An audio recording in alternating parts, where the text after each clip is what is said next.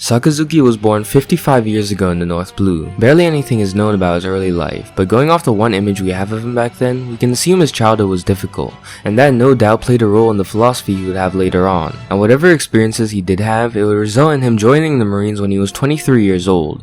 He worked his way up, rising through the ranks to become a Vice Admiral in less than 10 years, an incredible feat since even the hero of the Navy, Vice Admiral Garp, took a similar amount of time, if not more, to do the same. This shows Sakazuki's drive to enforce his ideals of justice as quickly as possible, and this is shown when he used the full authority of his new rank at Ohara. He was sent there as one of the 5 Vice Admirals deployed at the Buster Call. His assignment was simply to oversee the destruction of Ohara and do his part to ensure none of the scholars on the island survived. But no, he went further. He ordered his crew to fire on the evacuation ship, carrying only innocent people that just happened to live on Ohara. Even his fellow Vice Admiral Kuzan was shocked and disgusted, but Sakazuki simply said that if they were gonna do the job, they should go all the way. If just by chance even a single scholar got on board that ship, their whole mission would be for nothing, and that they had to destroy evil at its roots. We learn that he's willing to sacrifice the lives of hundreds of innocents just for one quote-unquote evil person, which is terrible enough, but in this case it's so much worse, as he doesn't even have a hint that a person was hiding on board, and even if he did, the scholars weren't evil at all. They were simply trying to research history and discover the voices of the people who lived in the past. But Sakazuki thought differently. He was fully bought into the Navy's ideals that anyone who researched the Void Century was evil and wanted to commit evil acts, disrupt the peace, and they had to be eliminated. At this point, he was the ideal soldier for the world government, but his philosophy wouldn't stay exactly like that forever.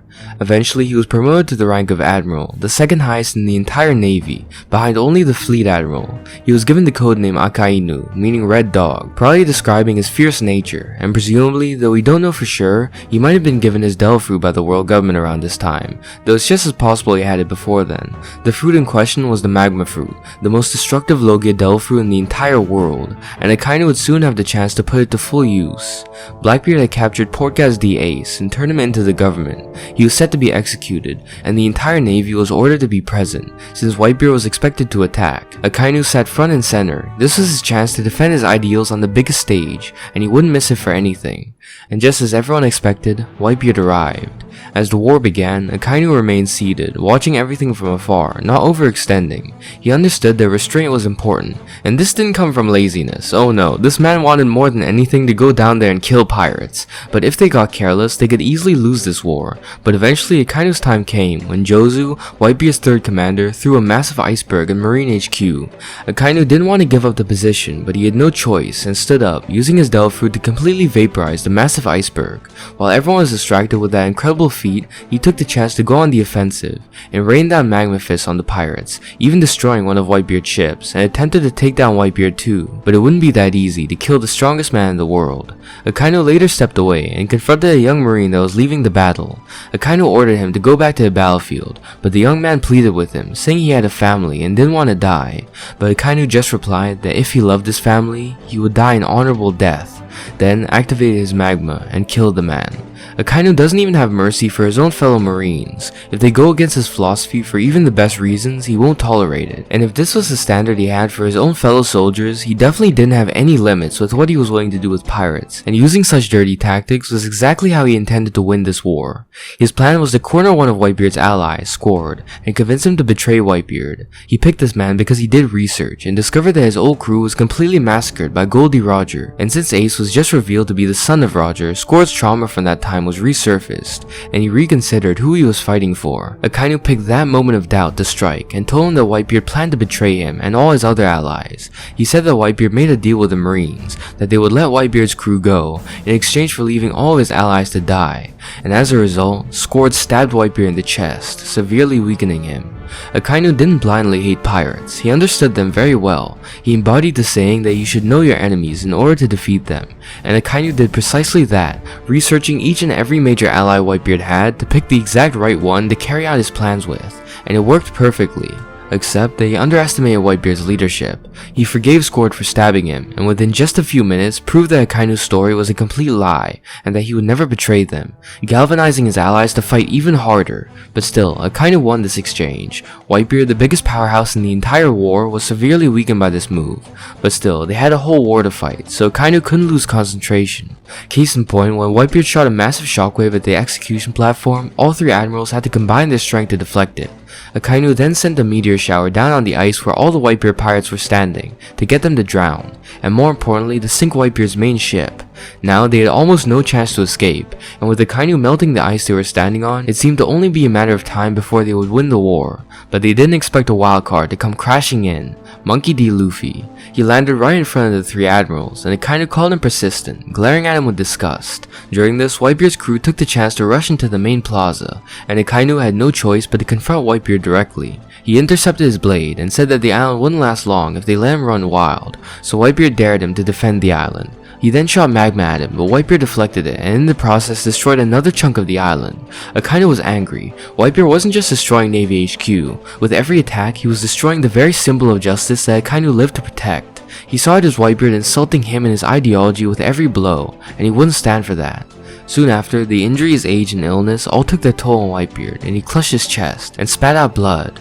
Akainu said that even he couldn't defeat old age, and with no hesitation, used this moment of weakness to stab him right through the chest, pouring magma into his body. Sengoku then ordered dozens of marines to use this chance to pounce on Whitebeard, and they charged him, stabbing and shooting him all over his body, and Akainu was happy to watch. He didn't have pride, he didn't need to be the one to kill Whitebeard. To him, pirates were beneath things like that. If he could kill every single emperor without even lifting a finger, he would, since that would improve the world in his eyes, no matter how it got done. But Whitebeard was inhumanly tough and survived all of it, blasting the marines back. But Sengoku used this moment to order Ace's execution, but Luffy screamed out and used Conqueror's Haki to knock the executioners out. Akainu noted they used it instinctively and couldn't control it yet. Luffy was a young talent that would prove to be a huge problem, so Akainu kept it at the back of his mind that before this war was done, he had to make sure Luffy was dead. And the danger Luffy posed was proven soon after, when he freed his brother Ace. The marines started panicking, but Akainu reassured them that those two wouldn't leave this war alive, and Akainu planned to personally make sure of that. He launched a massive magma fist at them to get their attention, then began another one of his plans. He did research into Ace, and his strategy was simple, play on his personality. He called Ace and the Whitebeard pirates cowards for running away, and that wasn't a huge surprise considering Whitebeard was their leader, calling him a loser. This made Ace stop in his tracks, and he demanded that Akainu take that back. Akainu had him right where he wanted, and masterfully switched to another topic that Ace was sensitive about, his biological father, Goldie Roger.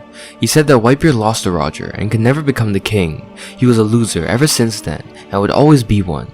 He said that the family Whitebeard built was a farce, and that even though he ruled the seas for the last 20 years, he couldn't become the king like Roger, saying he failed to achieve his dreams. This was a lie. I believe Akainu knew very well that Whitebeard could have gotten the One Piece if he wanted, but that wasn't his dream. He accomplished his real dream of having a family, but Akainu is such an expert manipulator, he says what Ace believes is true. Ace wanted to make Whitebeard the king of the pirates, and by saying Whitebeard could never do this, it cut Ace on yet another level. He went on to brag about how he tricked scored and that Whitebeard's own son stabbed him, and that all this meant that Whitebeard lived a failed life. Ace yelled at him in anger, and the Whitebeard crew begged him to not let Akainu get to him, but it was too late. Akainu knew exactly which buttons to press. It wasn't that Ace let himself get tricked, it was that Akainu knew Ace so well that he said the perfect things to drive him to anger, and it would go against Ace's entire personality if it didn't work. Akainu, now switching back to his own personal philosophy, said that people who lived outside the law were worthless, and that pirates didn't deserve a happy home. He yelled out that Whitebeard would die a loser, a fitting end for the leader of a band of human trash. This pushed Ace over the edge, and he lunged at Akainu in anger, but he lost the moment he decided to attack. There was no way for him to win. In the world of devil fruits, Akainu's was Ace's fruit, but better, and his magma could even burn fire. He walked up to Ace, and said that him and Luffy were criminals by blood, being the sons of the world's worst criminals, and that they can never be allowed to escape. He then told Ace to watch, and he leapt towards Luffy. He drew his fist back, and punched, but at the very last moment, Ace got in the way, allowing Akainu to pierce him through the chest. Before Akainu could deliver the finishing blow, Jinbei blocked him. He said it was futile, and lunged in for another huge attack, but Whitebeard's commander stopped him and started fighting him. But his first blow to Ace ended up being enough, and he died on the battlefield. This brought out pure, unadulterated rage in Whitebeard, and he towered over Akainu before he could realize it.